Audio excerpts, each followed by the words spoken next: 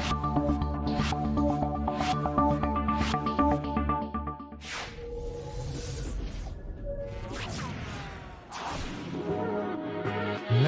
go! Welcome to the show. It's Project Open Mic. Let's get the show off right. Ladies and gentlemen, thank you for being here with me, cause it's Project Open Mic. Let's have a good show tonight. Let's get the topic straight. Let's get things good. Let's do everything that we should. It's Project Open Mic. Let's kick the show off right. Let's open our minds and take out our style. Let's see what's going on in the world tonight. It's Project Open Mic. Let's have a good show tonight. It's Project Open Mic. Let's kick the show off right. It's Project Open Mic. Let's have a good show tonight. It's Project Open Mic. Let's kick the show off right. It's Project Open Mic. Let's have a good show tonight. It's Project Open Mic. Let's kick the show off right. Alrighty, what is going on, everybody? Hope you all are doing well tonight. Welcome to another episode of Project Open Mic. Hope you're doing good. This is your boy Tig, coming you live and direct. Yes, it's gonna be looking a little weird for a second. I am resetting up my studio room for those who are watching this visually. But other than that, if you're listening to audio, remember Project Open Mic. You can catch us anywhere, anytime, any place. Just check out, just put in Project Open Mic in the search of your favorite media center like YouTube, Temper FM, Facebook, Spotify, Main Difference, Google, Apple Podcasts, all that. You put it, iHeartRadio, you put us in there, and you should see this microphone. You see the microphone, you're in the right spot. So hope you guys are doing well. This is the 28th of September. Hoping right now that a lot of storms and stuff is not going on crazy in the Caribbean. That's for my people out there. So you know how that works. Hope everybody's doing well. With that said, also I want to give a shout out to basically all my September people out there, all my people who are Septembers, who are Libras, and just enjoying it really, because tomorrow's my birthday. So hey, and I gotta wake up bright and early to my September people out there go to church. But it is what it is. But I'm blessed that I could make it to the age I am. So I can't argue too much. I'm just happy that I have it all, that the Lord has blessed me to see another year. And for all the people out there, my mom's born. It's funny enough, my mom is born in this month, and then my mother-in-law is also born. She born 2 days before me. So happy! I already wished her birthday, but happy birthday again, mother-in-law. But yeah, so we're gonna be painting the town red Saturday night.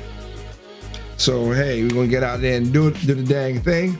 But other than that, yeah. And of course, my lovely wife, she's October, so she'll be later on, and of course for that. But we all birthdays all together. Yeah. So shout out to everybody out there who are doing the thing for the birthdays. All right. Tonight's show, we're gonna talk about culture. Very, very important thing. So with culture, what's going on right now is that we have. I want to state this out. Like, I have lived a very good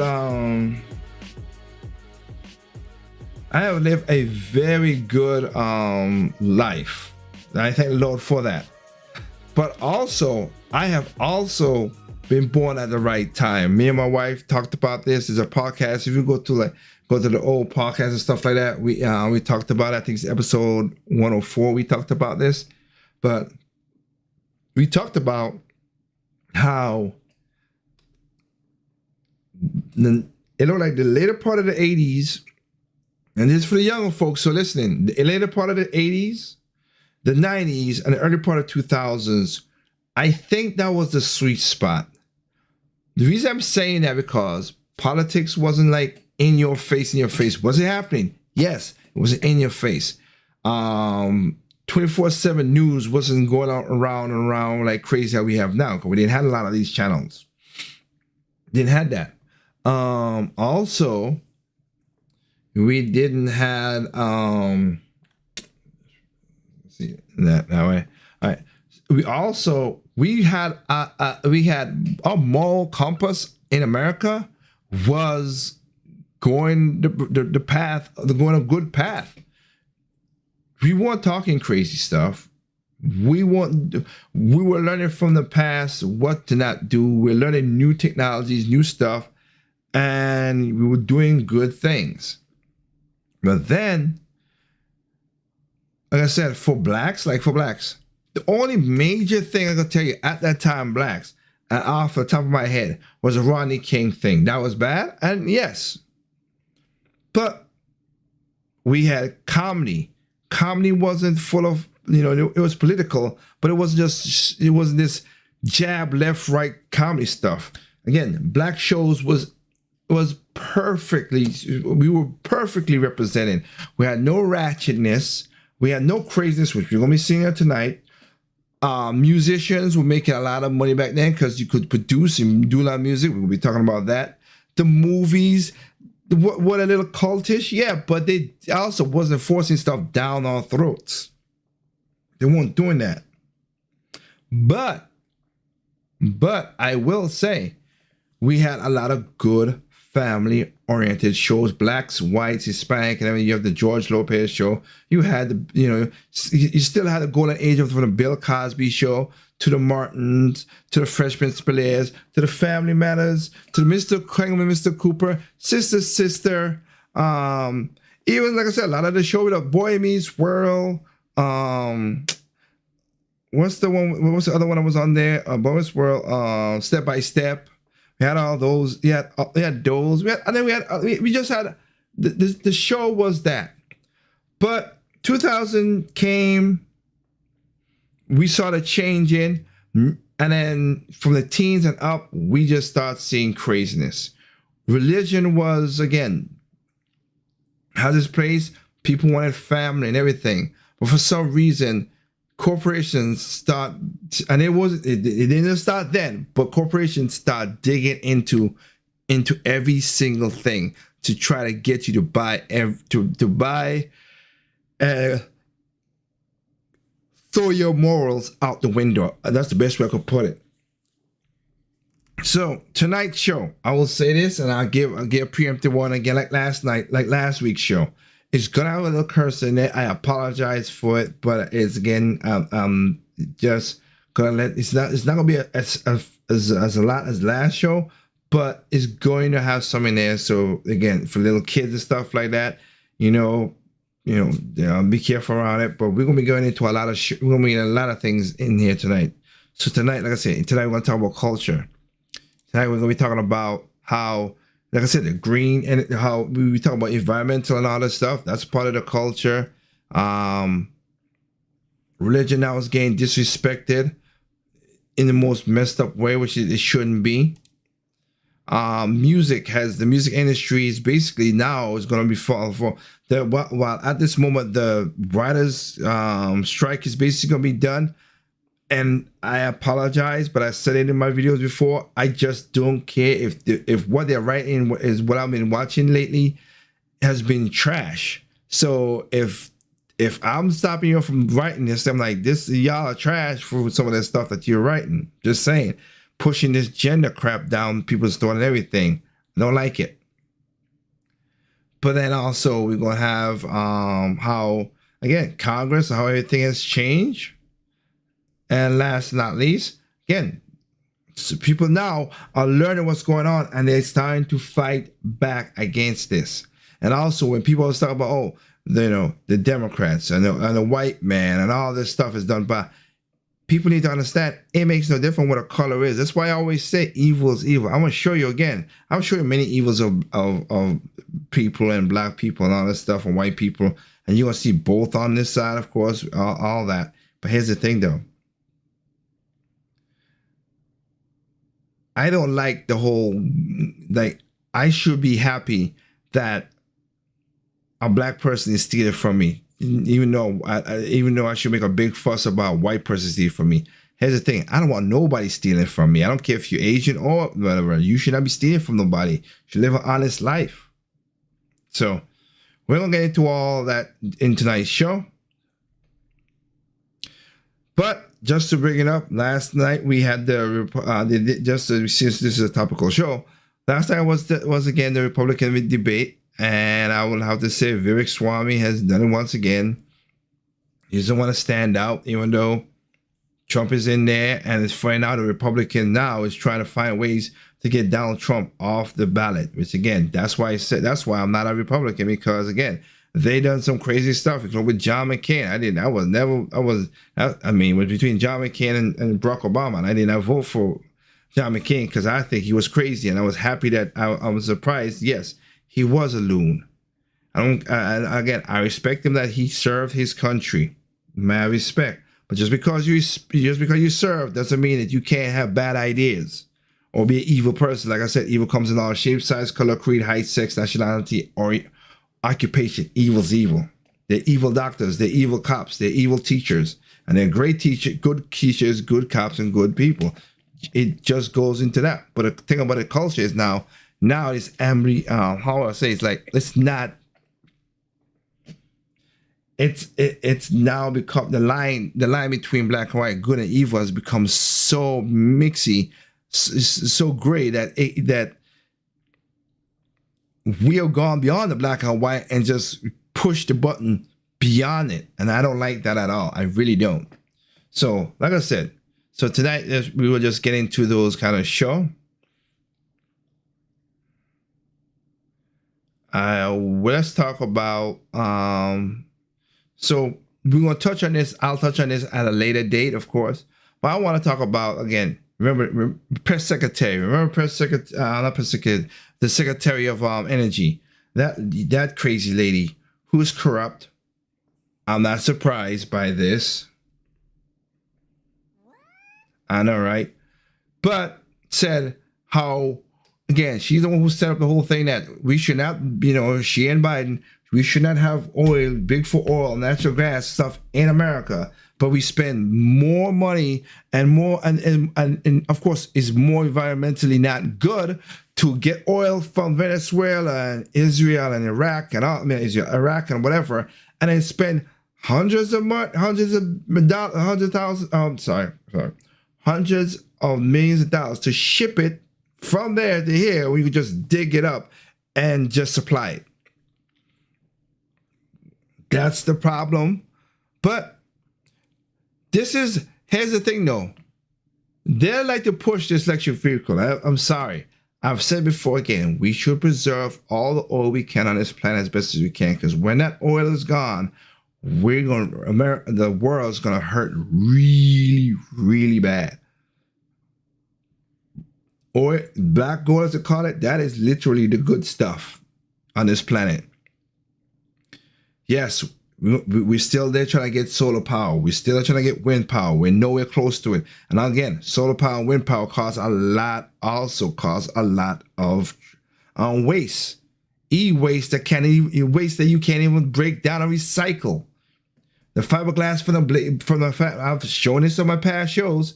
The fiberglass on the windmills, turbines, they can't get recycled. Same thing for the photogenic cells that's on the solar. And again, I have a solar panels on my roof, so I know what comes along with it. But anyway, I just want to point out this to you. So, like I said, the secretary. Let's listen to her great idea, and she is she's one of those people. Okay, just give you a heads up. So let's get into the story of tonight's show.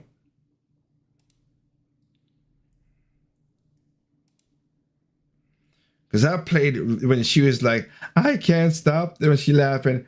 I can't stop them from getting from the oil. Yes, you can, you crazy lady. But anyway, here's the stunt. Here's the stuff that the government will go just to prove a point, which doesn't make sense, but it's a government.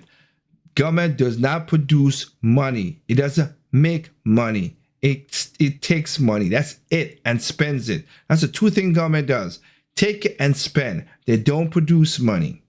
Granholm, who is our Secretary of Energy. And if you haven't heard of her, let's just take a stroll through memory lane. Here are some recent headlines about her from June. Granholm says that she fails to reveal her stock holdings. GOP calls for investigation. Granholm contradicts testimony, reveals she did own stocks. So what this is talking about is that she recently revealed that she owns stocks in companies related to her position as Secretary of Energy. Really? Shocking, as Tripp would say. Not surprised. Duh. Obviously, that is a conflict of interest. Yep. Obviously, that is insider trading, even though in its government we apparently just turned a blind eye and say, no, that's not happening. That's totally appropriate. And that's the part that killed me too. I don't care Republican or Democrat. It was I forgot it was another person Republican in North Carolina who did something when the COVID came around. He was also a. If you are a government employee, if you work for the government in any capacity, you should not have public interest. I know you're a regular human, but we should have term limits for one. You should term limits for Congress, term limits for the Senate. I give it. You should have 4 term limits for Congress. So you can run for 4 years. After that, you get the F out. Out. We don't need you in the job system. And the same thing goes for the Senate, as we could see with on the Republican side, with of course Mitch McConnell being, and Diane Frank, both of those people, 90-something years old, and they're freezing up. They can't talk. Even with Diane Feinstein, she literally had a Chinese spy be her chauffeur, old school kind of stuff. She should not have been a senator. Okay, no. Same thing with of course Nancy Pelosi. 2 years, you serve 12 years, and you're out. 6 terms is Senate is 6 terms, so two terms, you're out. 4 terms for the Congress, you're out. Because if you go have 2 terms for the president, it should be the same thing for that. You don't job the system as much as it can. Will it stop everything? No, but it will help a lot of these to get all these crooked people out of the daggone system. Seriously.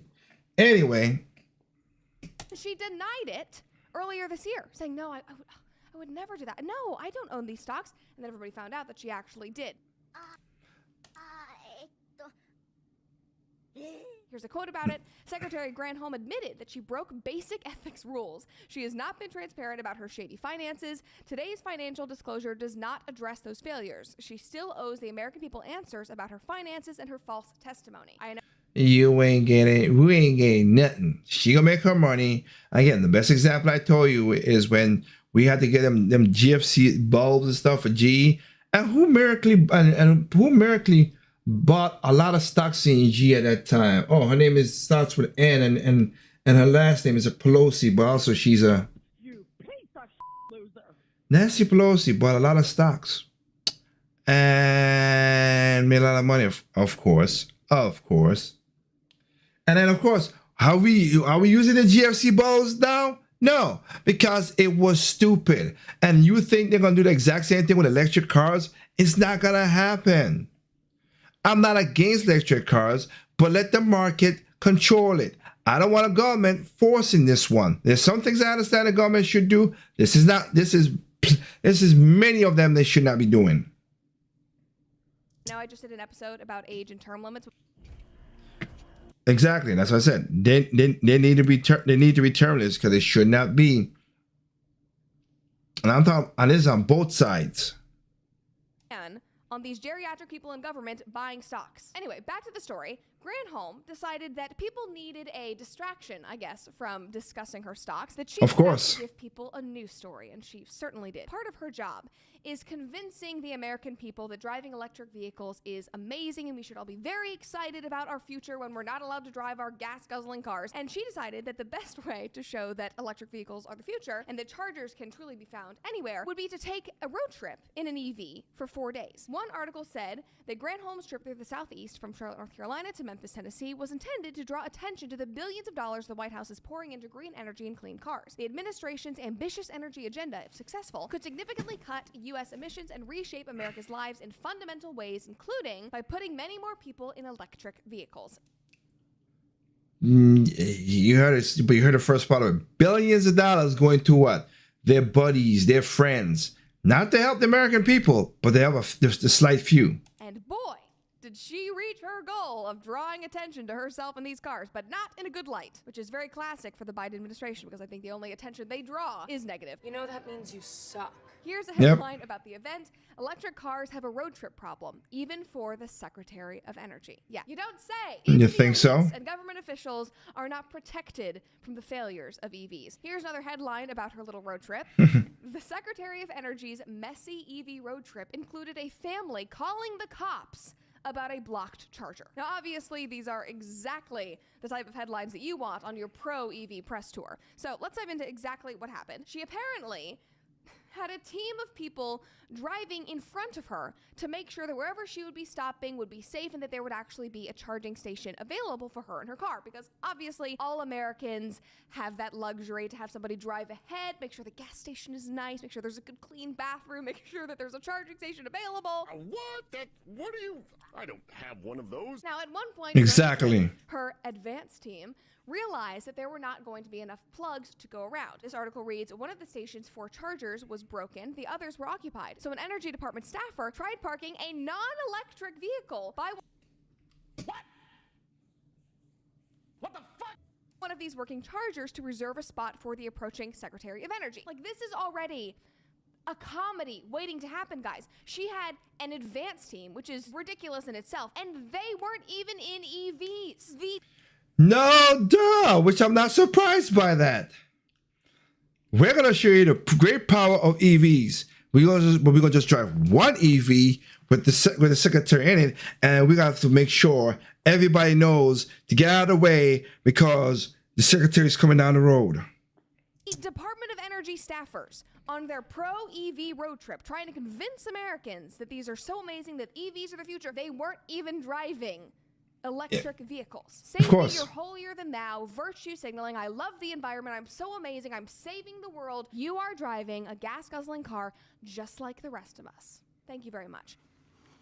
I can get 70 miles to the gallon on this hog. This is basically the same thing as all of those people trying to convince us that that lab-grown chicken is the future and so amazing and healthy for us, when we all know the Good Rancher's chicken is the only chicken that we should be eating. Easy. Go to Good Rancher, code Cooper at checkout for claiming that they are saving the environment. For real, than these people claiming that they are saving the environment. Somebody commented under this story and said, fate loves irony.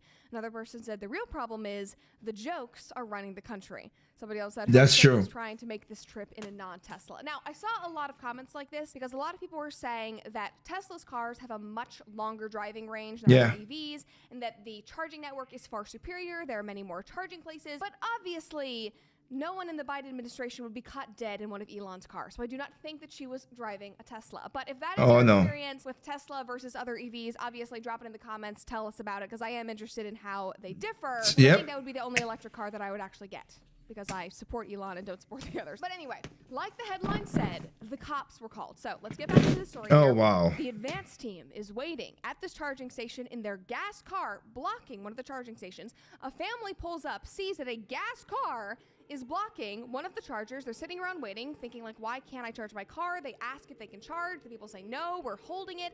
They get upset. They call the police. And the reason why they call the police is because it is a boiling hot summer day. They have kids in the car. Their car is about to die because it is an electric vehicle and they can't charge it.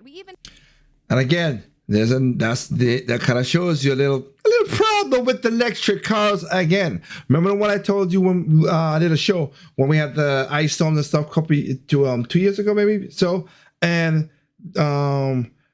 again, if I'm in a traffic jam. They can't move. The one with Interstate 95 got locked up. Somebody could go to the gas, get gasoline, pour it in my car. You would give me a tank like on my car. I get 38 miles per the gallon. All right, 2 gallons, 3 gallons, and not that much, and I could get to a gas station and fill up. If you got an EV, you are basically bricked. You ain't going nowhere. Again, more problems with the EV. And have their 911 call right here. Columbia County 911.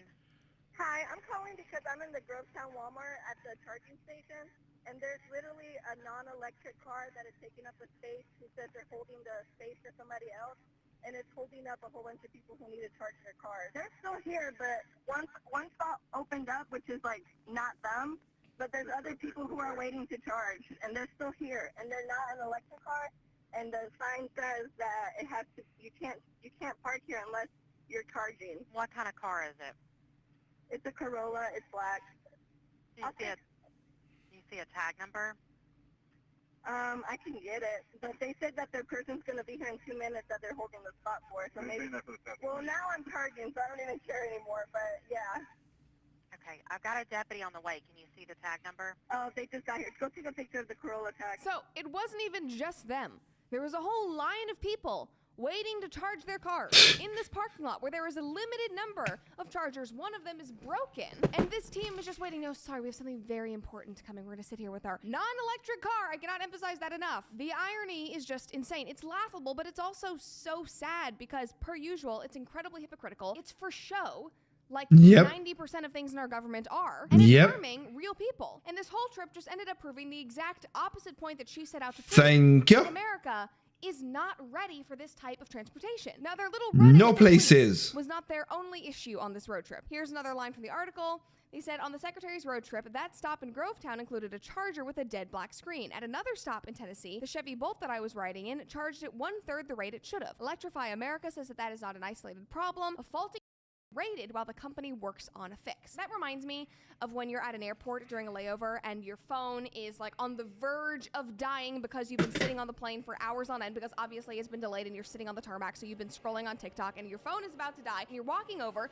hunched like a little gremlin, trying to find a charger for your phone in the line of seats. You finally find an outlet in one of the seats. You try to plug it in, it's dead. It's not plugged in. You can't get power anyway, and then you finally find an outlet up in the middle of a wall somewhere in a hallway, and you're like reaching to plug it in, and then it's slipping out. It's like that. Bane of my existence. Yeah. Imagine having to rely on that type of experience for your transportation to get to work, to go on a road trip with your family. Exactly. And telling you that is what you have to do. That is the problem. If you want to drive an electric car, that's totally fine. That's your prerogative. But the government cannot force us to do that. This system and network of EV chargers and the whole EV landscape is not rock solid yet. And yet the Biden administration is trying to put a countdown clock on gas-powered vehicles. But to be fair, it's not just them. I mean, California only wants EVs by 2035. What's going to happen?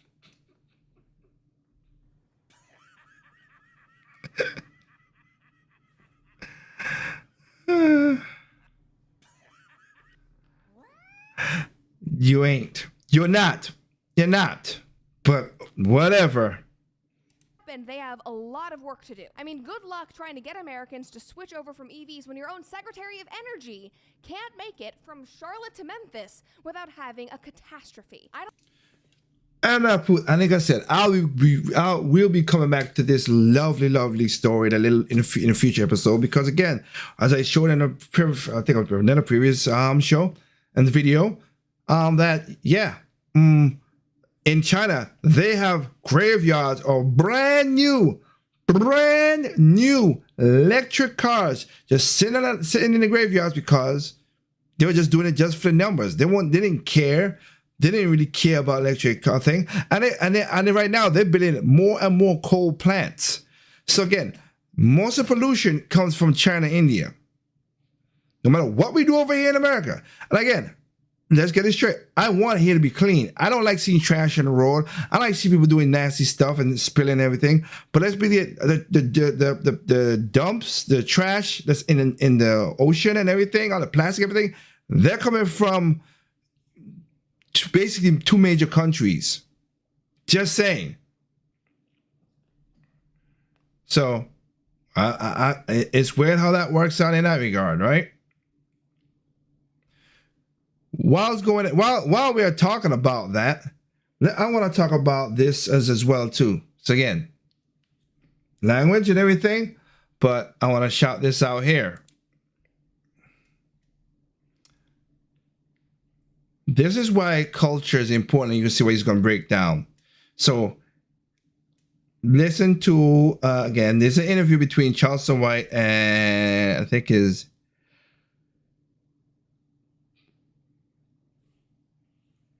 I know it's Conway, but I don't know the first name. But listen to this interview. Pique the interest. Die-hard Trump supporter. In my household, you got Martin Luther King, you got Jesus, and you got Donald Trump. Wait a minute. Not in that particular order, but yeah, you got Martin Luther King, Jesus, and Donald Trump. Why you got Donald Trump? You know, well, I'm a straight Democrat, but I'm for the best person. Yes, but sir. now, why you got Donald Trump? Because I paid attention in school when I was a kid, and so I know the true history of both the Republican and Democratic Party. I know that they really didn't switch during the Nixon Southern strategy. That one became more clever than the other in dealing with black people. We the Democrats, we got away. We were the Republicans' friends. Yep. We was their friends. Yep, the first 23, I've said it, I've done in the show about it in the Black History Month. You go back to the Friday, February shows that I've done. I've talked about stuff. The first 23 congressmen that were black were Republicans. That was it. We were Republicans. We were the Republican Party who freed the slaves. The Republican Party who stopped Jim Crow. But we were the Democrats. When you look at the Origins of the Ku Klux Klan, it originated out of the Democratic Party. Yep. Yes, it did. Every civil rights legislation that ever has been passed in this country was authored, written, sponsored, and voted on. Well, today calls for great. Now they're gonna say for what he's gonna say. Not every single one of them. I'm not gonna say it. I try to be honest as well, but not every one of them. Every civil rights legislation. What you gonna do? So let me ask you about Trump. Right. So as a kid, I remember being 6, 7 years old and seeing Donald Trump receiving an award with Muhammad Ali, Rosa Parks. From the NAACP. Yep. Not only that, he engaged and interacted in our culture from the 80s throughout the 90s and even the 2000s, from rappers to Michael Jackson. So when we looked out into our culture, his face appeared many, many times. So for me to grow up now and then hear the media, because before the media started saying he was racist, I never heard a black leader say it. I never heard my grandmother say it. Exactly. No one even mentioned anything bad about him other than rappers giving him praise in over 300 to 600 rap songs. Yeah. So for the media to say, oh, he's racist, I knew they were playing con on us. And I can remember when America was great. I can remember when black children could play outside all day long. You didn't hear about kids being kidnapped. You didn't hear about drive-by shootings. Yep, and I'm gonna let him tag in there too, but I'll say the same thing too. That's why I said we live in the 90s. Did we have bad things happen? Yes, but it wasn't broadcast, 1 and 2.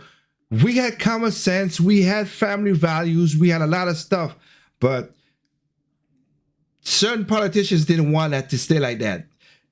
For them to keep their power, they gotta scare you and keep you in slavery. That's how they do it. They got to do that. Take it a step further. We need to start snitching. I can't wait to tell on a nigga. If I chose a citizen life and I'm an everyday going to work ass person and you over here holding my grandmother up at knife point, I got to get you out of here because I don't want to go to jail for killing you and I'm not going to let you run rampant in my community. Get his black ass out of here. Exactly. And I'm going to say this too. Some of these well-to-do black men need to start carrying arms and policing their own community so that some of these kids can go to school and get an education without having to carry a gun. And I'm going to scream this till my lungs burst. Y'all can unfollow, y'all can dislike, y'all Same can get thing. the fuck out of here. I made this channel to speak my mind, and that's what I'm going to do. Desegregation was one of the worst things that ever happened to black people because as soon as they got the chance, they took the money out of their own neighborhoods and ran to the white establishments that they thought was better than the establishments that their own families built. And another thing it did is it took the bourgeoisie black people and moved them out of the neighborhood. So those smart guys that look like us that should have been in the neighborhood being a good influence, they left because it turns out if you a dentist and you on your way to work, you don't want to have to worry about being shot. It turns out if you want to have a nice truck in your driveway, you don't want to have to worry about being robbed, so you can't even blame them. About 6 months ago, I took my wife to a brunch place to chill out, listen to good music, eat some good food around a bunch of people that look like me. An hour and a half later, I was kicking the door open and pulling my wife to the ground because we ended up in the middle of a gunfight. And I thought to myself, in what other community does a person who makes the amount of money I make go to an establishment and have to worry about getting shot at around people that look like them? In no other community is that a concern. So I do understand that those bourgeoisie black people do have an obligation to their communities, but at what point as a man am I going to prioritize the safety of my own family? Everybody want to play the blame game. But with 79% of black babies being born out of wedlock, that's something we're deciding to do to ourselves. And how are you going to compete? How is a single mother household going to compete with an Asian American household that has 2 incomes? And unfortunately, America is a capitalistic society. It's pay to play. If your economics ain't right, you will not be taken seriously. How are you going to raise good leaders to represent your community on the national stage if you don't have families? The civil rights movement was backed by family economics. You don't get a Martin Luther King. You don't get a Malcolm X. You don't get a Black Panther Party without black families that are able to finance them. So maybe instead of telling our kids, fuck the police, you inspire some of those kids to become police officers so they can police their own communities. But you can't do that if you're pushing out all the black bourgeoisie people because it's unsafe in the neighborhoods. And you can't make the neighborhood safe with a bunch of single mothers. It just ain't gonna happen. The black community got a lot of work to do before we can start blaming other communities on our problems. Because how I see it at this point, we are our biggest problem. Yep.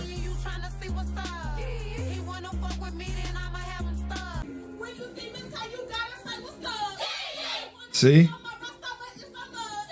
I've been See, that right there, for the people who are listening on the audio part, that's a teacher reversing a song of a woman called Sexy Red, which we'll get to her too, which is a nasty woman.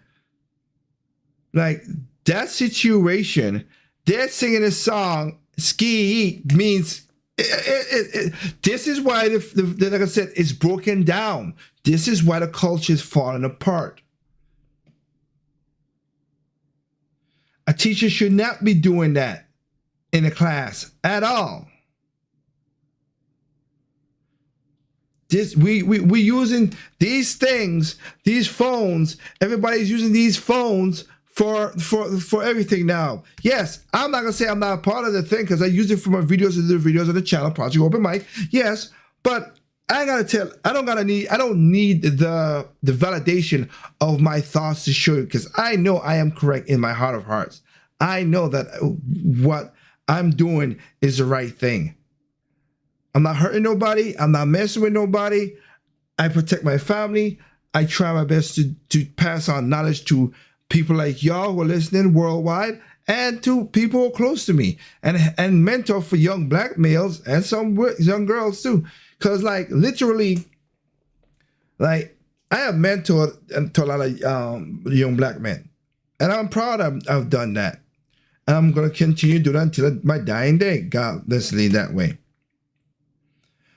Also, like I'm going to have this, I think, yeah, this Christmas, what I'm going to do is I'm going to, not mentor in a way, but I'm going to help, and she knows about this. I'm gonna make teach a young girl how to build a computer. So she could build a computer, she knows stuff like that. That should be a little part of the game. But she loves tech. So, you know, that, and she's a young black girl. Keep them interested, keep them going, not into this ratcheted nonsense that you're seeing on the screen, or if you're hearing this, like I said, the audio.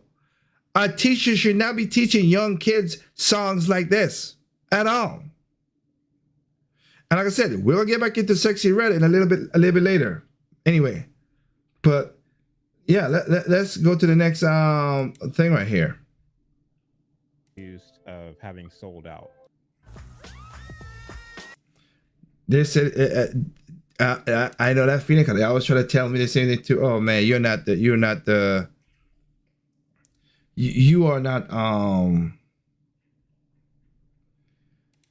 you sold out on some of this stuff. I'm like, okay, let me sold out because I don't want to do ratchet stuff. I find this actually quite interesting because I've actually given this a great deal of thought. Black marriage rates were significantly higher before the civil rights movement compared to after. Children were more likely to grow up in a two-parent household before the civil rights movement as opposed to after. Black men were more entrepreneurial and more self-reliant before the civil rights movement as opposed to after. And so for me, when I look at my own life and I look at my own values, they are more indicative of the average Southern Black man prior to the civil rights movement. And so I haven't sold out. I've kept in continuation with my father, with my great-grandfathers and my great-great-grandfathers. I'm a continuation of that. I've maintained that culture. If anyone has sold out, it's you all. It's Black culture.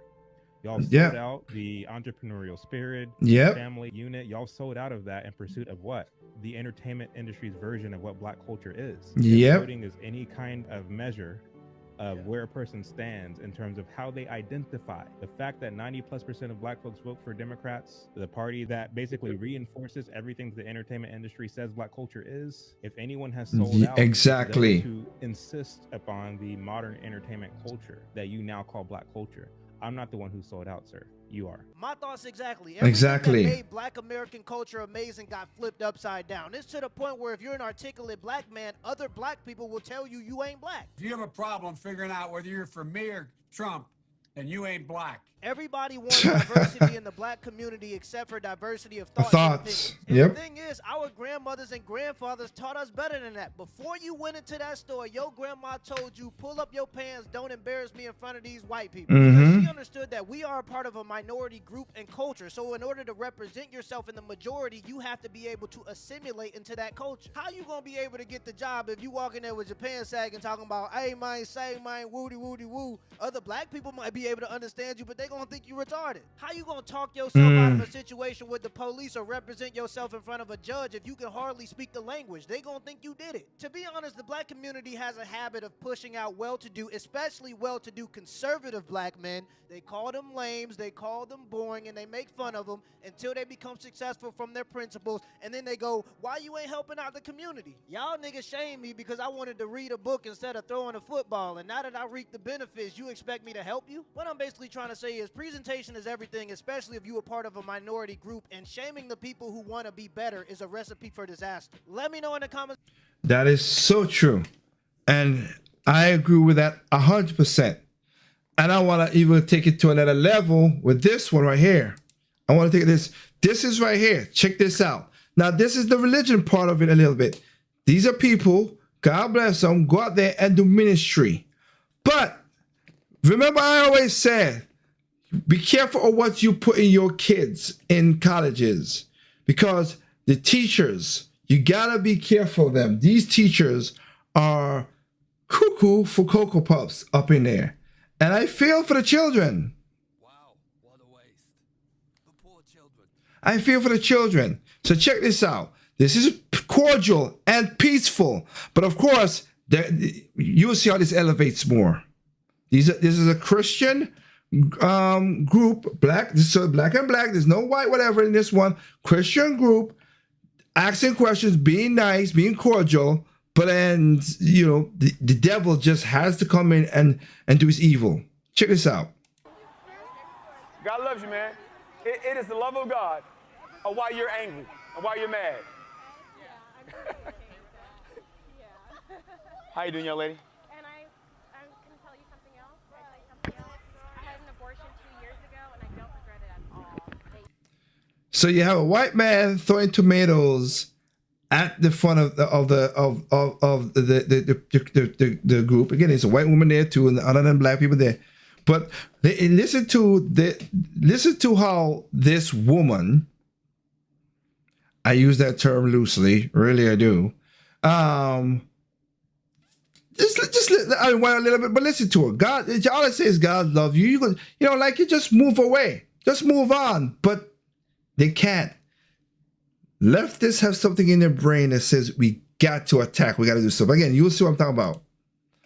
Again, and again, the white dude or mixed with whatever you is down there, boo on you for throwing. Again, I bet you he's like, oh, we need to use fruits and all that stuff, but you're taking tomatoes and throwing it at the Christian at a Christian group.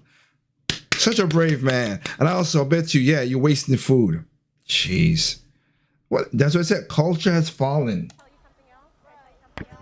had an abortion 2 years ago, and I don't regret it at all. Mm.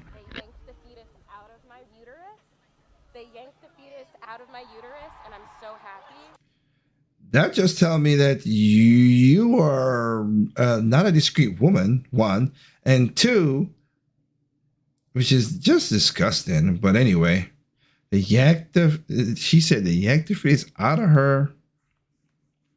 Nasty, just nasty. Okay. I'm so grateful. Okay. And Good for you. Okay. See, professor at university. This is what teaching your kids the nonsense. This is why I said what I said. And I make more money than you. Okay. Oh, whoop. Oh, wow. I make more money than you. Just an insufferable woman. What else? Look at that. Just to be anything. For those, again, I gotta say for those who are listening, another woman came beside the ambiguous white man who's throwing tomatoes and threw a tomato and feel what? Throw a tomato at another white woman because of Christian. Again, if they ain't up in your face or nothing, that's a different story. But if they're just simply talking, what happened? But you will, glad no problem, have these crazy people come in and say, but oh, your son is a daughter, your daughter's a boy, we should take care, we could cut off her breast at 13 years old, like she know where to go. No. But anyway. What's your name? That's none of your business. I mean, we're being cordial here. You here got my mic. We're being cordial, right? Yeah, we're being cordial. We're being cordial. So, my name is Ricky Castor. Nice to meet you. Nice to meet you. I mean, nice to meet you. Is that you just came up here to tell us your business without giving us your name? Yeah, exactly. That's what I did. Okay. All right. Well, we'll pray for you. Okay. We'll pray the Lord save you. Thank you. Okay. No problem. I wish I knew your name so we can know where to pray. Well, either way, you're a soul. Yeah. Either way, you're a soul. Kind of an asshole. What? Now, why is he an a-hole for what? He ain't did nothing wrong. What? Why the guy is an a-hole? Huh? He ain't did nothing wrong. We kind of ruined everybody's lunch. We're like, oh, How? you took the cord out? Yeah, I took the cord out. Yeah, because Okay. you won't give me my mic back. Please give me my mic back, please. Give the man the mic back. Thank you. Have a good day. Okay, you're not stronger than me. All right. God bless you. God bless you. Hey, officer! This young lady she's trying to rip my stuff up. Oh, I'm assaulting her. Well, we got to do because we see how things are going now. Come here. I have it on video. Yeah. I'm assaulting him? Yes. Yeah. Just give them the mic. Let go of my stuff. Okay, Come if on. I get arrested right now, I would literally laugh out loud. Hi. No, it's not. Okay, you should probably let him have the stuff. Give the man the mic back. Can I? Just.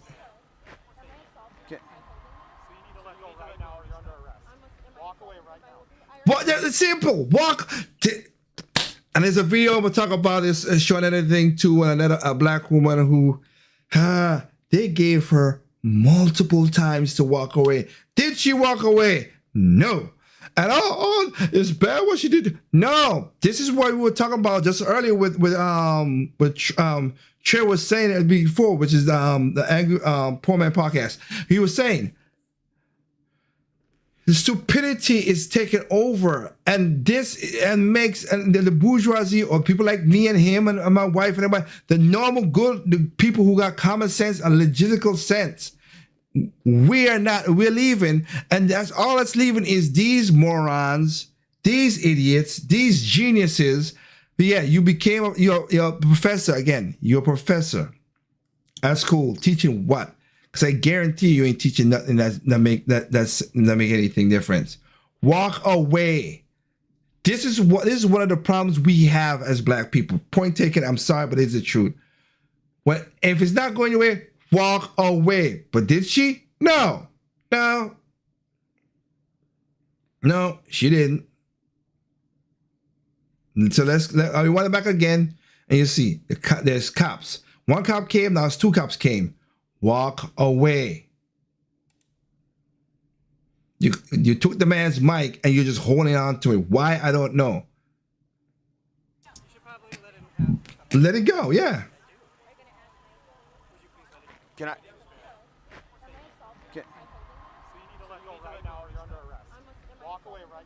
Walk away.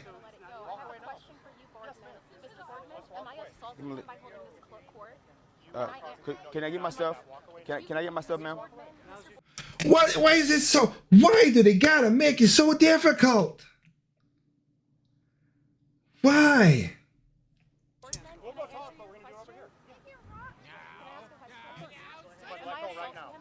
Let go right now. Yes or no? Let go right now. Yes, no. Yes or no? You're under arrest. Put your hands behind you. We pray for the grace of God for you. If Jesus can't save these hoes, why are you trying? Again, like I said, I apologize for some of this stuff, but I'm telling you, sometimes the words just work. It works the best way. Yes, he can't hit her, so that's the best way to handle it. You can say whatever you want about religion and myths, but if you say that they have no cultural relevance, you've never looked into them. Do your homework. Just think about this. Lilith is a demon that possesses women and convinces them to use their sexuality to exploit men and end their babies. She's also said to be the carrier of disease, which makes sense because before we have modern medicine, historically speaking, STDs were detrimental to civilization. Yes, and again, in black women in America right now, syphilis is on the rise, and again, at a higher rate than the black men, meaning that these women are having sex with the same men. So the black men are not doing this. And again, and those who spread it, the black men who spread it, you guys are. But the point taken, these women are doing it at a higher clip than the men. And syphilis is a horrible disease. That's why, wrap it up. But again, sustain, abstain. Find the right person. Like me and my wife never had no problem finding out each other's our sexual past and history because we know like I said, I never had unprotected sex until I met my wife. In other words, until we got married, that's what it was. They had the same problem, right? They had the problem with syphilis, and syphilis is one nasty disease. It can mimic almost any other disease, and it's devastating to your nervous system, and you can pass it on to your children. I just find it interesting that no matter how much we think we've evolved, these ideas have always existed and were passed down from our ancestors in order to warn us. And they have so much cultural relevance. Actually, the first feminist magazine ever published in America used the Hindu goddess Kali on their cover. Kali requires male human sacrifice. She wears a necklace of male severed heads, and she has a belt of male human arms. Coincidence? I think not. No. Welcome to the next. You don't find that suspicious? Yes, I do.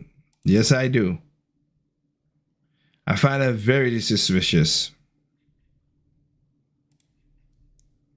That's suspicious. Was that my husband? We just got married today. I married a clown once too. You can stop. Damn. That is kind of messed up. And I want to point this out too for the ladies as well too. For the ladies. Talk about what they don't tell women about wearing makeup. The first thing you need to know is that the skin is a human sponge and it absorbs things. Okay, so everything you put on your skin goes directly right in. An average female will absorb 4 pounds and 6 ounces of chemicals every single year. So here's an example of 4 pounds. This is how much chemical goes into your body through the skin every year. And there's about 515 different chemicals put on your skin every single day. From hairspray, blush, foundation, shampoo, deodorant, eyeshadow, lipstick, nail polish remover, which is very, very toxic, perfumes. Some of these chemicals are carcinogens. Those are things that cause cancer. I've always said Always. The invention of the mirror had a horrible effect on humanity. And the funniest thing about makeup is it makes you age faster. So all you're doing is borrowing beauty from the future you. It's crazy to me that people will spend hundreds of dollars on makeup but won't spend $30 on a gym membership. Guys don't need to see a whole bunch of makeup. We just want to see you work out. Even if you're not the size you want to be, the effort makes you look more attractive. If they have on so much makeup that a man can't tell the difference between her and a transgender, that's a big problem. Because to men, the best part about a woman is that they're not a man. He's not wrong. He's not wrong. But you know what? That's true. That's one of the reasons I love that's one of the reasons I love my wife. One of the many reasons I love my wife. She has natural beauty. That's why God blessed her with beautiful skin and a beautiful smile. And again, like I said, when you guys are watching my face right here, for those who do video, right behind the camera, literally right behind the camera, is a picture, as a portrait, not a picture, a portrait, a frame portrait. Not frame, but anyway, is a portrait of my lovely wife on her wedding day, looking glorious. That's one of the reasons I like her. One of the main reasons I love her, and I'm attracted to her. And that's why we try to tell y'all, stop the weave and all the stuff, whatever. All it has carcinogens. It causes cancer. It causes problems. It's something that we need to take care of ourselves. But, you know, and I'm not no different either, because again, I have to do my checkups and stuff. I'm like I said, tomorrow I'll be turning 41. Since I was 40, I never did a lot of stuff, but I'm taking medicine now and everything because I have. And again, I'm not overweight. I'm the way I'm supposed to be, but I need to tone up a little bit more. But again, my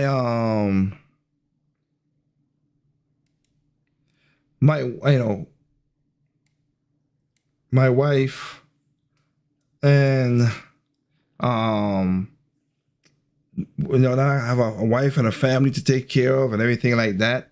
Yeah, it is a little bit more less tolerable in certain things.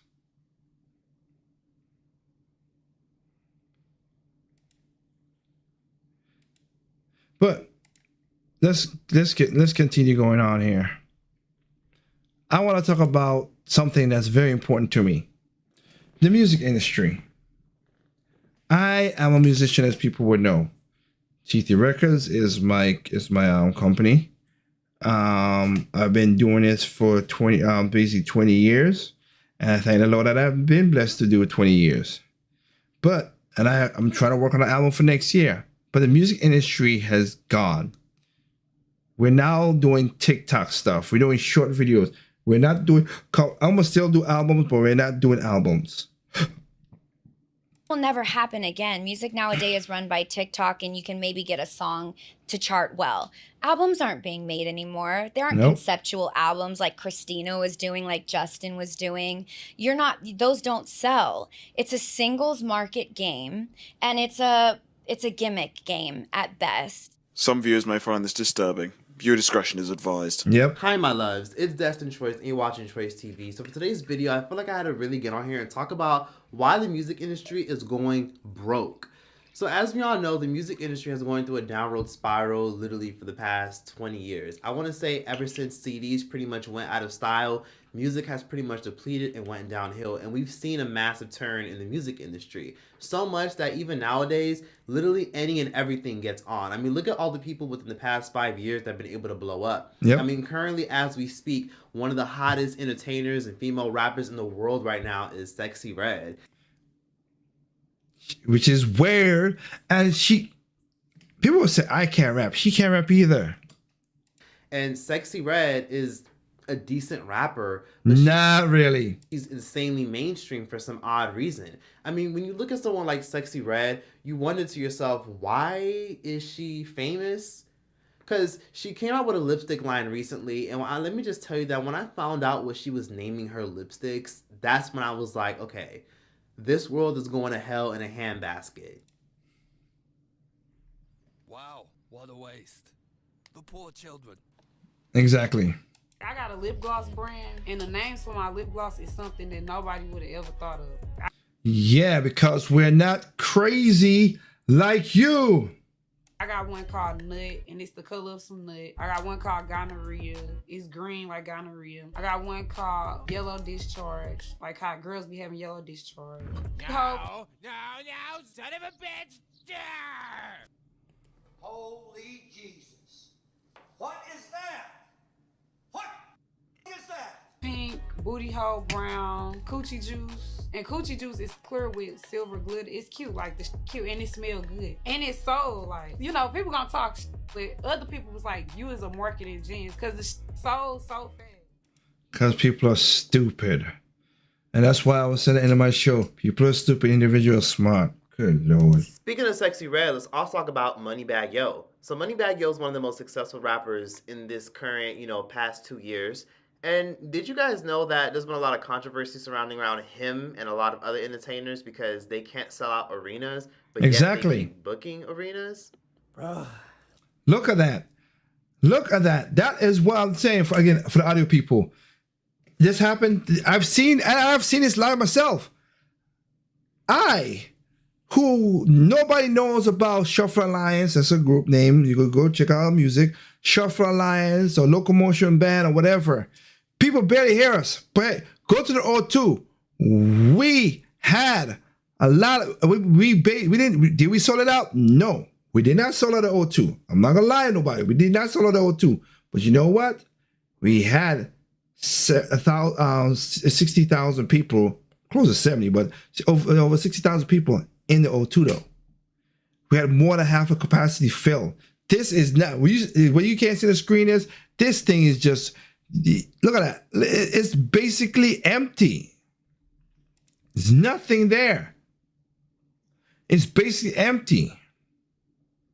Look at that. Nobody at all. Nobody is at this stadium. This is sad.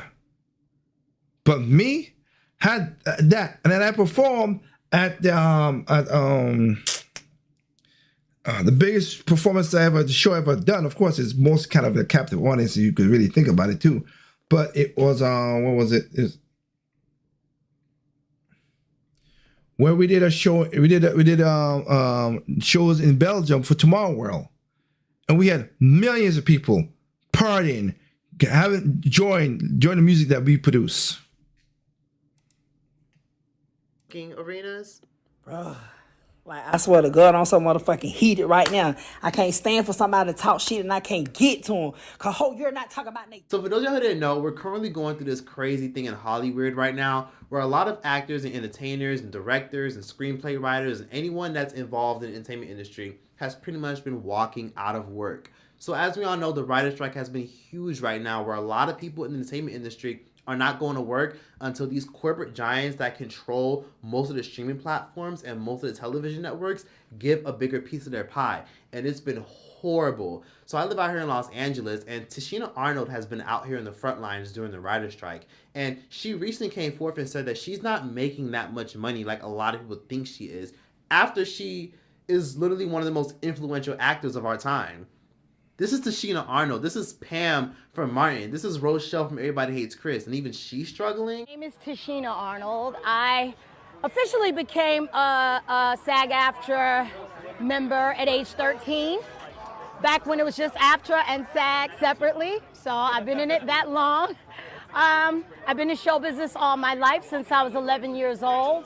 And this is all I've done all my life. So I respect it, I honor it, and I work for it. And as a lot of us do, performers do, and writers, we work very hard, and we have to take care of each other. So it's not just one thing, but we want fairness, better health care, better residuals.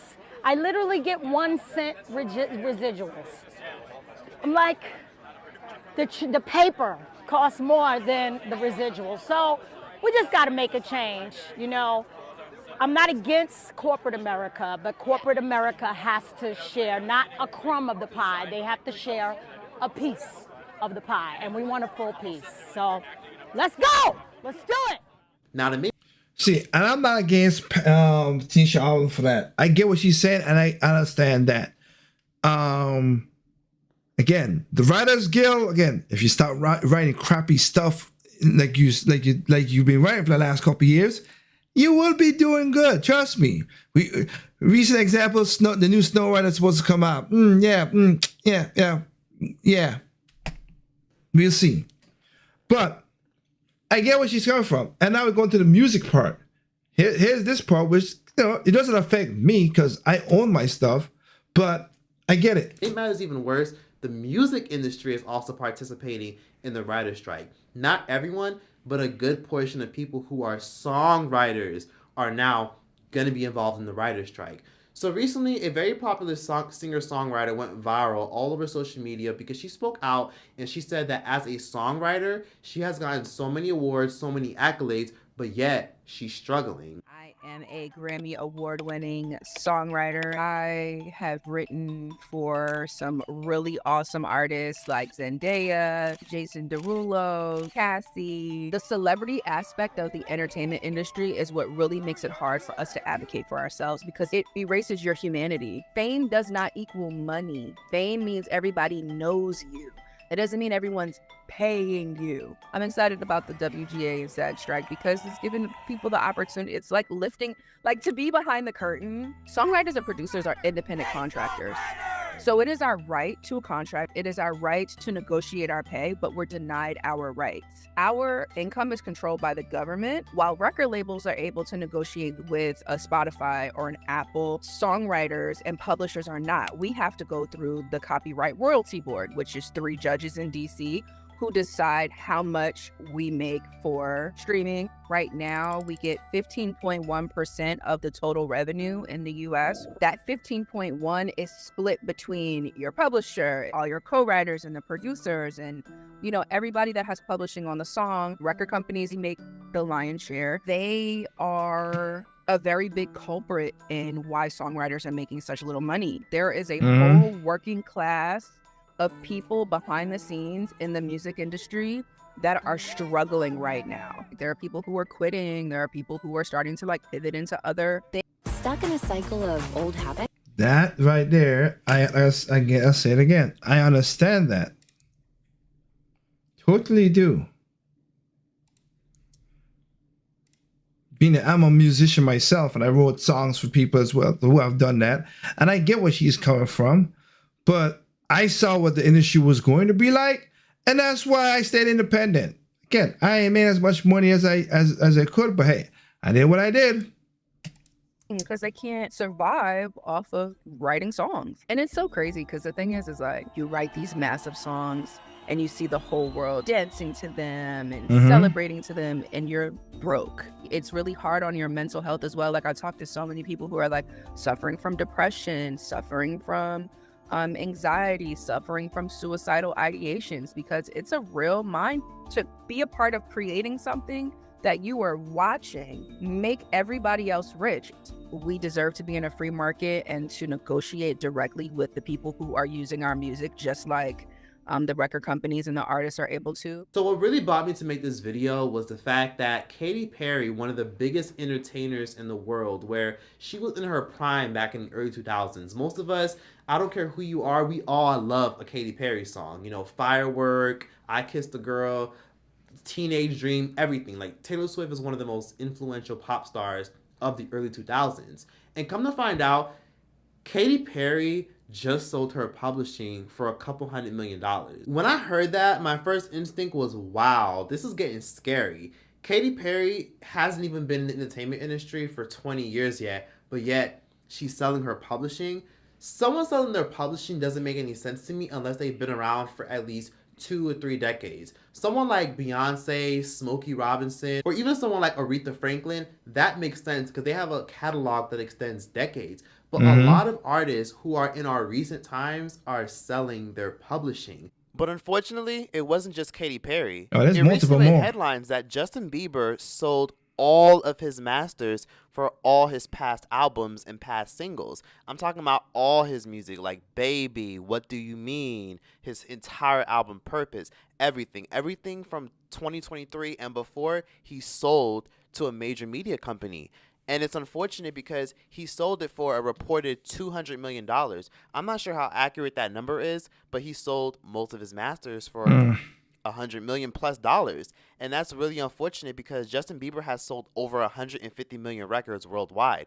Why is Justin Bieber selling his publishing? You know, publishing is powerful. We all know that when you sell your publishing, whoever owns that can do whatever the hell they want with it. Yep. And, you know, this goes back to that episode of Black Mirror where once they own your publishing and once any major executive owns your publishing, they can license your music to do whatever they want with it. They can Exactly. let anyone sample it. You know, if Trump wanted to start a rap career, if he wanted to, he could sample a Justin Bieber song. And guess what? There's not much Justin Bieber can probably do about it because he just sold the masters to it. Justin Bieber recently released his recent project called JB6, which he released this during the pandemic around 2021.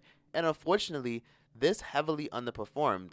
Even though it was an EP, it still didn't do that well, which was a shock because this is Justin Bieber. You know, he's basically been a single artist for the past 4 years. You know, no one really has been listening to a body of work of his in a long time. You know, his era of being one of the biggest artists in the world, unfortunately, is kind of over. And since his music is underperforming, Justin Bieber also is struggling with Lyme disease. Why would he want to struggle and make more music for an ungrateful generation? All while he's also struggling with a chronic illness. He just got married a few years ago, and he wants to settle down and build his family. He'd rather probably just invest his money into other aspects of his life, so I get it. But the list of people who sold their masters, unfortunately, goes on. Now, on top of that, did y'all know that Whitney Houston's manager and former best friend recently sold her Former best friend for a reason. her masters? Yes, Pat Houston, also known as Whitney Houston's sister-in-law, who was married to Whitney Houston's brother. Pat Houston, who also doesn't have a good reputation with Whitney Houston's fans, a lot of people are accusing her of milking Whitney Houston's legacy and being a slimy snake. So Pat Houston has pretty much been trying to use every bit of Whitney's catalog so she can get a quick cash out. Build on the brand. For instance, Whitney Houston, a line of MAC Cosmetics, her own perfume. The Houston estate and Primary Wave began working together in 2019. We've done a biographical film. We have a new gospel album. We have a Broadway show in development. It has to feel right. And I would not do anything that I didn't think she would be proud of. One of the first meetings with Houston's estate and Primary Wave involved going through her old recordings. We found a track deep in the vault called Higher Love. And one of my creatives got Kygo very quickly to remix the record. Her brand, unfortunately, was tarnished by a lot of issues. And so we said, look, we have to bring the conversation back to music. Air Supply has also embraced the partnership, including this AAA ad. I'm all out of love for my old insurance. Hyundai Santa Cruz. And there you go. You could, even though it is what it is, it could be used for whatever it is. So apparently, Whitney Houston's manager, right along with this man right here, Larry Mestel, who bought the masters for Whitney's music, is making it clear that her legacy was tarnished recently, which around that time when the masters were sold, Whitney Houston was going through that controversy because Whitney Houston's secret lesbian gay lover came forth and said that she was in a very serious relationship with Whitney Houston. So he's trying to use that as an excuse for why he wants to navigate it and make it all about music again, as if this is supposed to benefit Lord. when in reality, we don't even know how much Pat even made off of Whitney Houston's masters, because Whitney Houston is Whitney Houston. So it's really insane that she made it clear that Whitney Houston would have been proud of this and okay with this. It has to feel right. And I would not do anything that I didn't think she would be proud of. Fans are hearing that from her because she hasn't always had the best history with Whitney, and she also hasn't had the best history with Whitney's mother. But that's another video. So for those of y'all who are wondering, why is there always a new Whitney Houston film coming out every 2 years? Whitney Houston documentary, Whitney Houston book, Whitney Houston gospel album. Almost the same thing like a Michael Jackson thing. Whitney Houston has been gone for like a decade. Why the heck do we keep hearing about a gospel album or a tour? Because if y'all didn't know, Whitney Houston also has a hologram that's been going on tour every other year.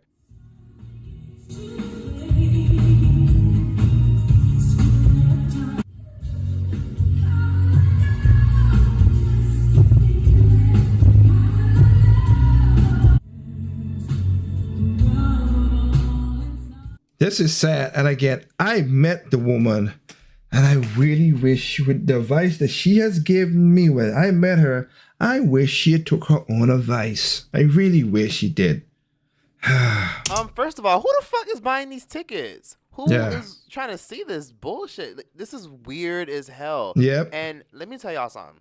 Most of y'all may say, well, we don't know if Whitney would have been okay with this. We don't know. She Maybe wouldn't. her manager She wouldn't. you know. Even though I talked to her once in my lifetime, I don't think she would. And this kind of experience because Dionne Warwick would have never liked this. Sister-in-law is telling the truth. Now, Dionne Warwick, the legendary singer, soul singer, recently came forth and did an interview on Andy Cohen, and she made it very clear that she is not fucking with that hologram shit. I am not a fan of the fact that they decided to do that. That doesn't please me at all. The estate had to say yes to that, right? Yeah, right. Oh, okay. Dionne's not pleased, man. Yes, no, I got it. right, okay. They need to let Whitney rest. Leave her alone. Exactly. Right. But let me ask you this, conversely, for someone who is a fan who never got to see her perform, could it be a way to simulate that idea? No. No. Okay. You can never recreate Whitney. Right. No. Okay. Yes. You know, and if you want to see her, she's done enough television. Right. She has Yep. a couple of movies out you can go Yes. see. Yep. Yeah. You must look at her face. But Yes. I mean, you got all her music to listen to. That's her legacy. A lot of her fans because she didn't have to speak out like that. Now, the fact that she even spoke out and that she was biting her tongue and she really looked like she wanted to say more, but she couldn't. So the fact that this even happened and Dionne Warwick, someone who knows Whitney personally, says that she's not fucking with it, that tells me that she knows good and well that Whitney wouldn't have fucked with it either. Nope. Now we can add John Legend to the list because John Legend also recently sold his publishing, which tells me that something deeper is going on. The pandemic not only showed society's true colors, but it also revealed what the entertainment industry is going through and how they're suffering just like us and that they're no one special. And that's why we're living in what we call the silent depression. Because when artists like Justin Bieber, Katy Perry, Billie Eilish, Olivia Rodrigo, and all these artists can't go out and go tour no more, guess what? Money slows down. Someone like Trey Songz literally stayed on tour. He stays doing performances and club appearances. Why? Because Trey Songz is not going to come up with another hit song. Trey Songz literally missed his mark. Like, no one's listening to his music anymore, and no one's buying his new work, especially for all the controversy. But that's another video. So to see someone like Katy Perry sell her publishing, that says a lot. Now, Gabrielle Union said it the best, and I always like to play this clip because it really resonates with the times, regardless of how any of us feel about Gabrielle. For most, certainly Black entertainers, Black celebrities, we don't. For all of the Oprahs and the people who have just a lot of money, most of us are one or two checks away from not having money to pay for all of our things. You know what I mean? So this stoppage of work and money is impacting marginalized celebrities the most. You know, like all those influencers you see who take all the trip, they're in Dubai one week and they're in, you know, some stuck in a I kind of wish that they could thing.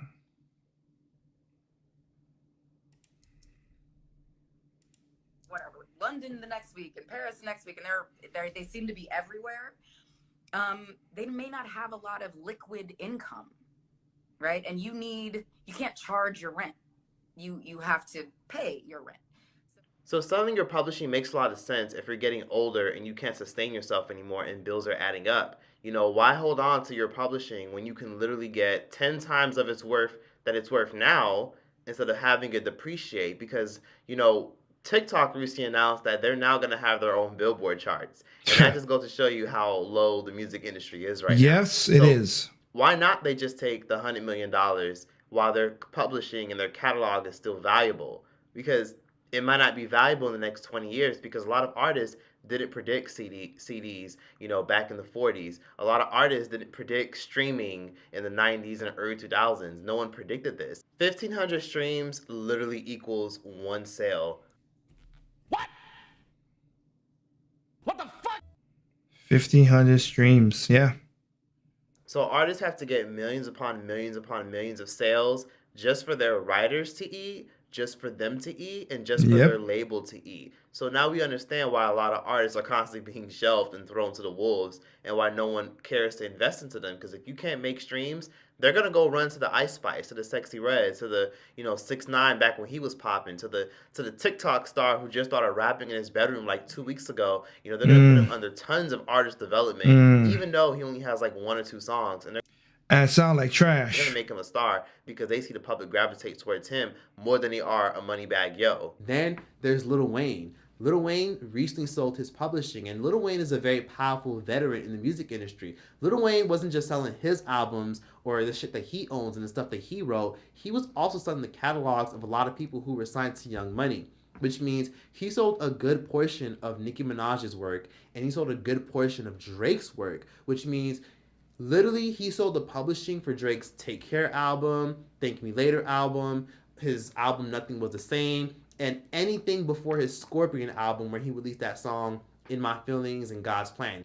It's a smart move, but don't be surprised if you see a Drake song or a Nicki Minaj song being used by a hologram or in a movie that they wouldn't agree with. Let's say there was a biopic about, I don't know, freaking Hitler or some shit, and they wanted to use Nicki Minaj's Super Bass or Drake's Take Care song. They wouldn't have a say because they don't own it anymore. Then there's Shakira. Shakira also famously sold her masters recently, which was initially a shock for a lot of people because, again, this is Shakira. Hips Don't Lie, Waka Waka, fucking, this is Shakira. Why is she selling her masters? She's only been in the industry since 1998, and she's only had a successful career since, the early 2000s. That's when her career really took off the way it did.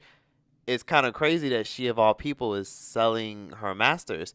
But I'm not too shocked because, she is having a lot of issues and a lot of flack right now in the media because if you guys didn't know, Shakira has been having a lot of financial troubles because she's currently being investigated by the Spain government for tax evasion. Yes, Shakira apparently owes over $10 million in taxes because she and many other entertainers and politicians and celebrities, of course, don't like paying an absurd amount of taxes. But they love to tell you what to do with your money, though. Funny how that works, ain't it?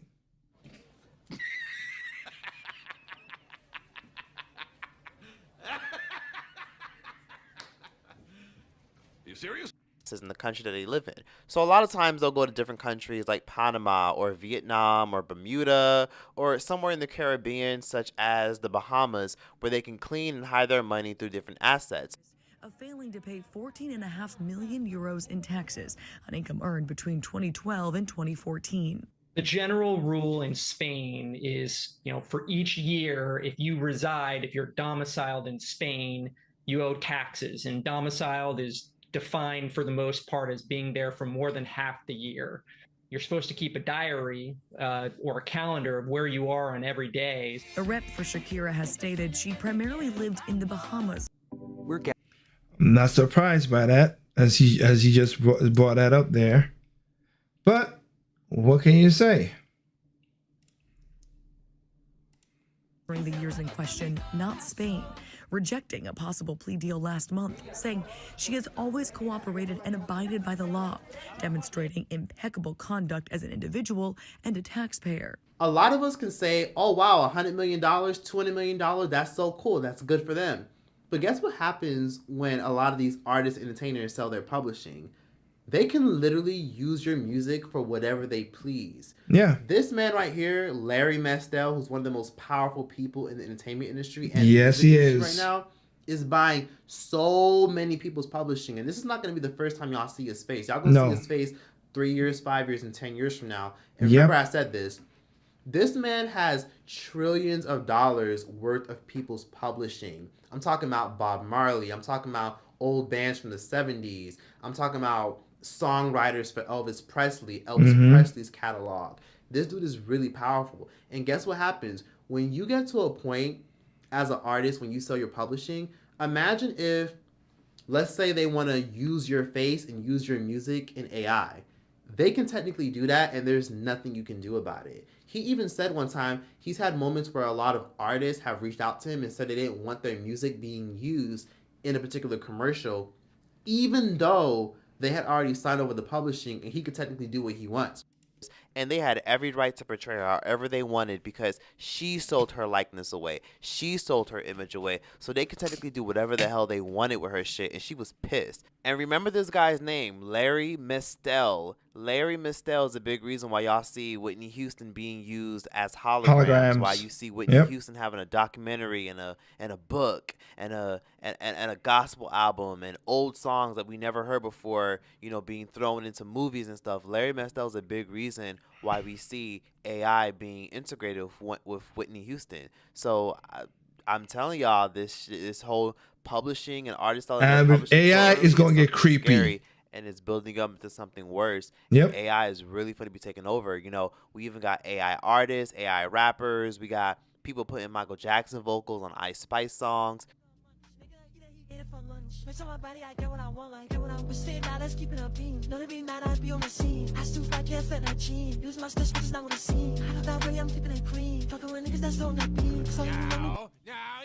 Son of a bitch!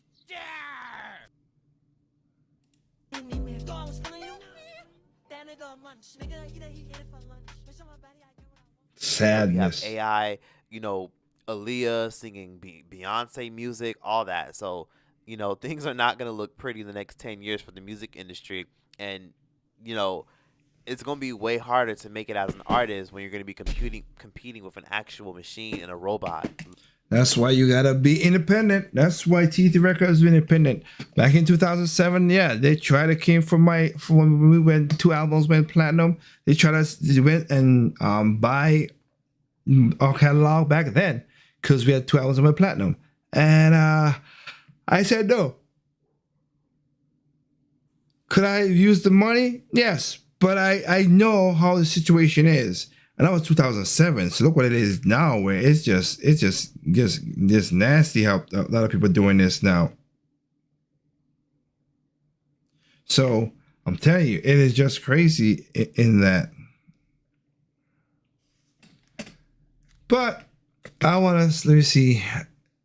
Like I said, this guy, Larry Pastel, you got to keep an eye on him for certain situations. So I got, you know what?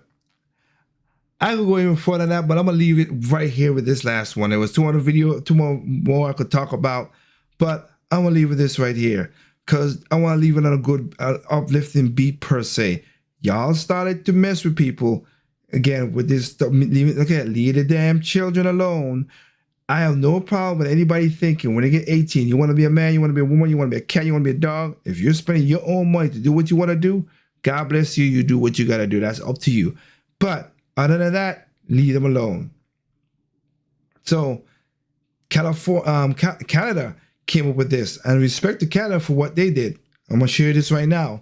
They had themselves a million man march, million man freedom rally march in Canada. I'm gonna say to you right now, and I mean it. The battle has just begun. And if you dare to counter-protest, we will make note of that, and we will make sure that every Pride festival, every Pride event will be met with a counter-protest. We respected you. Yep. We respected your differences. We disagree with your lifestyle just like you disagree with ours. But remember, if you dare to counter-protest, we will consider that a threat. And my suggestion is that you stay home and you watch it all, okay? Because this is a peaceful protest that has kids and their families, and they're coming to ask for the liberation of kids in the schools. Have you not seen Doug Ford acquiesce? You will acquiesce, I promise you that.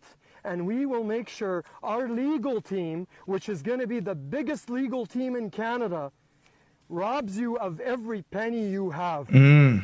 So again, if you dare to counter-protest, we will counter-protest every activity you do moving forward. Wednesday, September 20th, 2023, at 9 a.m. from coast to coast, millions of people will be coming down. It's Christians, Muslims, Jews, Buddhists, Sikhs, you name it. It's whites, it's Hispanics, it's Middle Eastern, it's Arabs. They're coming down and they're very angry, and they lost their patience, but they're peaceful. Let's make sure that you celebrate us like you forced the celebration on us. Exactly. Okay? You guys had Pride Day, Pride Week, Pride Season, and Pride Year. You have pride flags everywhere. We're looking to put the Canadian flag everywhere and celebrate as Canadians and uphold the Constitution as our government failed us, and we will hold you guys and the government accountable. Look into my eyes. I promise you that. That is the astonishing patriot activist Camille Al-Sheikh, and today is the day he and millions of Canadians have all been waiting for. A massive new patriot movement is sweeping across the nation, and it has the woke leftists across the Great White North terrified. We're going to see the latest on the astonishing 1 million March for Children and how it reveals a new and growing massive coalition that promises to end wokeness once and for all as possible. Get your free Tom. So basically, y'all push the limits, and then now you're gonna see what's going on here. Leave the kids alone. Exactly. Leave the kids alone! Leave the kids alone! Leave the kids alone! Today, September 20th, a silent giant has risen up all across Canada and is officially silent no longer. Today is the day of the 1 million March for Children. The organizer for this national event, as you saw earlier, is the amazing patriot activist Camille Al-Sheikh, and he's worked tirelessly to spread the word, organize, and assemble millions of Canadians concerned about the massive gap between their value standards and principles and what's being forced, and that's the key term here, forced on their children through the very Canadian schools they pay for with their tax monies. And so parents are assembling by the tens of thousands in every city in every province of Canada today to protect their children from radical LGBT ideology being taught in Canadian schools. Here's a sampling of what some of these patriot parents had to say. Hi, I'm here in Ottawa today to support the Sound of Freedom, which is trying to secure the children from the child trafficking rings. And I'm also here for my children and my grandchildren that are being indoctrinated in school for their sexual conduct, and many, many more reasons. It's time for change. So what brings you out here today? We come here to fight for our kids' rights. We want the kids to know, it's too early for them to know about all this, confusion happened. Exactly. And the message to try the school boards to give to the kids. We want them, girls be girls, boy be boys. We don't want to confuse anyone. Everyone have the right to fight for our kids. That's why we are here. Thank you. We are here to send a message to the education system that we are not, we don't agree with their way of teaching our kids. I want also to send a strong message to LGBTQ, whatever, that we love them. We don't interfere with their lifestyle. We respect them and we love them, but they don't have to impose their lifestyle onto our kids who are very innocent, who don't know anything. So we need stop for the parents.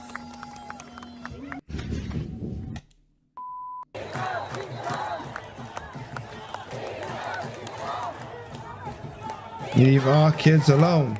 As you can see, this massive national protest storming across Canada is made up of a coalition of both Muslims and Christians, as well as Sikhs and Hindus, who are all rising up together in a common cause to destroy wokeness once and for all. There you go. You woke up a beast. What we've been seeing here in the United States, where the first all-Muslim city council in Hamtramck, Michigan, in a unanimous vote just weeks ago, officially banned the LGBT pride from being flown on any and all city property. It was a stunningly brazen act that shook the woke left to their core precisely because it happened in a district that votes 70% Democrat. A new coalition is indeed forming that's upending the politics that have dominated North America now for the last few decades. Mhm. It's a growing coalition that scholars such as Eric Kaufman of the University of London have been predicting will indeed be the new governing majority in the West in a matter of just another decade or so.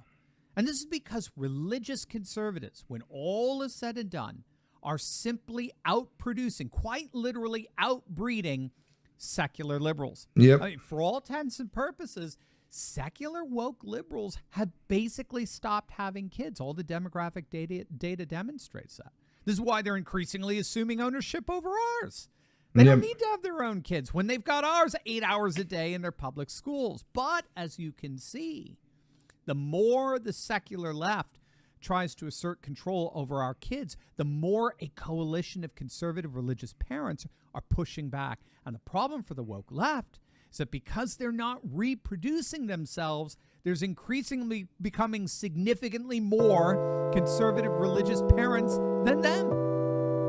And so if this demographic calculus holds, which it will, what we're seeing today awakening all throughout Canada really is just the beginning. It is. It's literally just the beginning. And that is what's going on right now. So a lot of people is learning the hard way that, yes, leave the kids alone. You want to do anything else, we're cool. But again, leave the kids alone is a chant that they're using, and you're working up. And these religions coming together. You got Christians, Sikhs, Muslims, Buddhists. You got all kind of people coming together because this is something that y'all are trying to do. Because again, they're not having kids. So if they're not having kids, we're having kids. So yeah, you see the situation works out. So again, thank y'all for joining us tonight. Again, thank for everybody out there. Thank you for people in there wishing the happy birthdays in the chat. Thank you very much for that. Yeah, I did have an audio issue. I apologize. Like I said, at this point, I am going through a change in this room. As you can see, it's a different camera angle. I am basically cleaning up and moving stuff around and doing all kind of stuff and getting back. I'm trying to get my studio back up to where it's supposed to be. So I apologize for that. But again, thank you. And remember, check out Project Open Mic on YouTube. Subscribe, share, send a comment, share the thing as well too. Or you can go, we are on Rumble. We are also on Rumble TV. We are also on, again, Spotify. You can see some videos there. Anchor. We're also on Apple, iHeartRadio. Where some people say they start listening to the podcast on iHeartRadio. So go to iHeartRadio, that's on your phone, the app, and they put in Project Open Mic, and you listen to what's going on. I'll bring you up to date on a lot of the things up there. So with that said, again, thank you very, very much. And again, thank you for our wishes in the chat. Wish y'all a good weekend. Also, happy for the fall for those in America. Fall is here. Temperatures going down. Everything is good to be in there. So remember, evil comes in all shape, size, color, creed, height, sex, religion, anything. Evil's evil. And be careful what's going on there, as I showed earlier with the students and the teachers. You gotta be careful what the teachers are doing out there. And watch the entertainment. Watch the entertainment to see what it is. Sexy Red, that lip gloss line is totally disgusting. Just ugh. But you know what? That's what's coming to moral decency now. So you have to be your own moral decency as well going on in the situation. You have to be your own compass to the sea of crap. So remember, take care of yourself, take care of your family, take care of your neighbors, and take care of your community. If you have a great community, emotionally at a local level, you should find ways, like you just saw what that guy did in Canada, to break the national story, break the grip hold of some of these crazy politicians, left and right, and let's have just common sense thinking. That's what it is. All right? Again, remember out there, people are stupid, individual smart. Be that smart individual. This is your boy Tig, wishing y'all a very good day, very good weekend. Catch y'all next Thursday. Peace out. Have a good night.